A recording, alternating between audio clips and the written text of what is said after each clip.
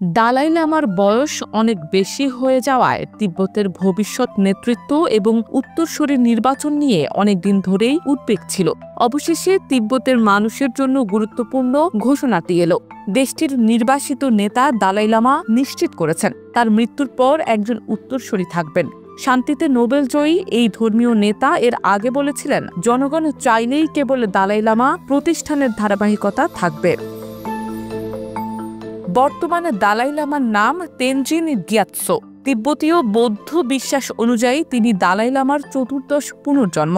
1959 সালে তিব্বতের রাজধানী লাসায় চীনা সেনারা বিদ্রোহ দমন করার পর দালাই লামা এবং হাজার হাজার তিব্বতী ভারতে চলে যান। সেখানে তারা দীর্ঘদিন ধরে নির্বাসিত জীবন কাটাচ্ছেন।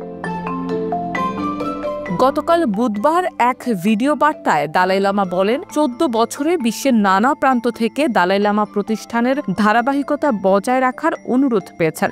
জানান, মানুষের অনুরোধের পরিপ্রেক্ষিতে আমি নিশ্চিত করে বলছি দালাই লামা প্রতিষ্ঠান চালু থাকবে। তিনি স্পষ্ট করে বলেন, পঞ্চদশ দালাই লামাকে শনাক্ত করার দায়িত্ব শুধু ভারতে ভিত্তিক গাদেন ফোদরাং ট্রাস্টের হাতে থাকবে। এটি দালাই লামার দপ্তর। দালাই লামা বলেন, আমি আবারও বলছি, ভবিষ্যতে দালাই লামার পুনর্জন্মকে স্বীকৃতি দেওয়ার একমাত্র অধিকার গাদেন ফোদরাং ট্রাস্টের। এই বিষয়ে হস্তক্ষেপ করার অধিকার অন্য কারো নেই। তার আশা, দালাই লামার ভূমিকা অব্যাহত রাখার সিদ্ধান্তটি তিব্বতের স্বার্থ রক্ষা করবে।